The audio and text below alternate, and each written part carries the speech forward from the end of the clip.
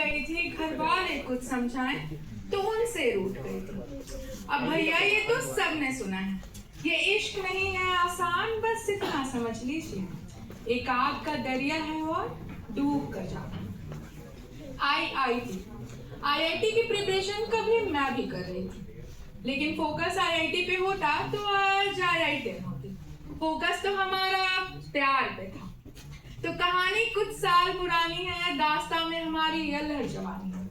तो बात यह है कि एक दिन वो जनाब ब्लैक शर्ट पहनकर ट्यूशन आ गए। अब फिर क्या, नजर मिली, इकरार हुआ मुझे उनसे और उन्हें हमसे प्यार हुआ। अब उनको जानना था कि पहली नजर में वो मुझे कैसे लगे थे।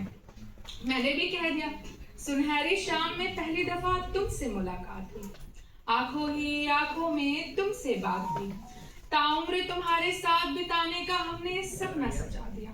इन आंखों ने दीदार किया था तुम्हारा, इन्हें भी काला टीका लगा दिया। जवाब आता है, प्यार करने के इस लहजे से अनजान था। हाँ, मैं भी कभी किसी का जान था। फलक तक साथ चलने को कहती थी, इस उम्र की एक सीढ़ी तक पार ना कर पाई।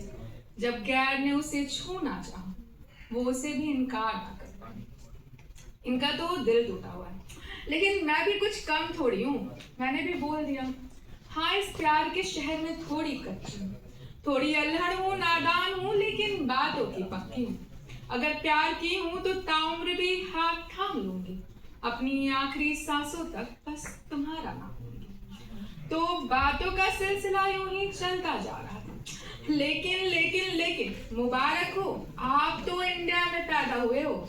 यहाँ घर वालों की एंट्री के बिना कोई लव स्टोरी पूरी नहीं होती। इनको दूर से ही महक लग जाती है कि इनके बच्चों की जिंदगी में इश्क की कोई तो खिचड़ी पक ही रही है। तो मम्मी ने कहा, पता नहीं किससे मुस्कुरा मुस्कुरा कर बातें करती है, सारा दिन मोबाइल हाथ में लिए रातें करती है। ये प्यार मोहब्बत कुछ काम नहीं आने वाला, पहले ही बता दूं।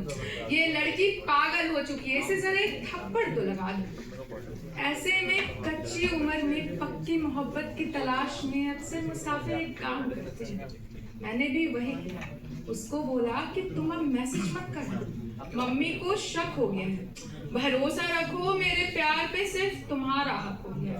अब जो भी घर पे बन जाए खाना पड़ता है, तुम्हारे चक्कर में मुझे घर पे हर रोज ताना पड़ता है।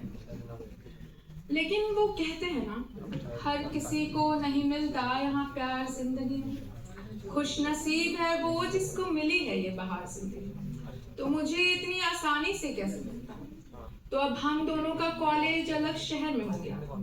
अब जो मैं रूठ जाऊं तो वो मुझे मनाने को कॉल नहीं करता, और धीरे धीरे मैं भी उसके कॉल का इंतजार करना छोड़ चुकी।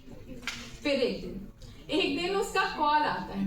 मैं सोची थी कि शायद मिलने को कहेगा। मैंने बोला, आ गई याद हमारी। उसने कहा, याद तो उसे करते हैं ना जिसे भूला जाता है, तुम तो हमेशा मेरे दिल में।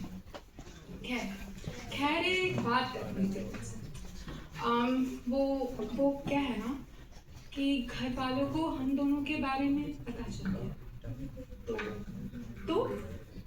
तो हम दोनों को ये रिश्ता यहीं खत्म करना चाहिए। अपने हिस्से की कहानी सुनाकर वो चला गया वो शख्स मुझे जर्रा जर्रा तोड़कर। अब बस कागज से बात कर लेती हूँ, उसकी यादों के संग रात कर लेती हूँ। हाँ, प्यार नहीं था उसे, शायद बस इस मोहब्बत में फंसा था। आईने में भी कहाँ देख पाती हूँ, आखिर इन नजरों में भी तो बस वो बसा। आखिर में कागज ने भी मुझसे कहा, अब सारी उम्र उसके लिए लिखती रहोगी क्या? अरे कोई नूर हो तुम, अधूरे इश्क के लिए बिकती रहोगी क्या? एक ना मिला तो क्या हुआ, हजार फूल है तेरी बाग में, अगर एक ना खिला तो क्या हुआ? मैंने भी कह दिया, लेकिन मुझे तो वो इंसान चाहिए था, मेरी धड़कन को वो जान चाहिए था। अधूरे इश्क का जख्म इतनी आसानी से नहीं करता, अब हजार भी मिल जाए वो ना मिला तो क्या ही फर्क। और कमबख्त ये अधूरे इश्क का जख्म ना कभी भरता ही नहीं, रहता है तो बस इंतजार, थोड़ा और इंतजार, लंबा इंतजार। हाँ जी। शुक्र।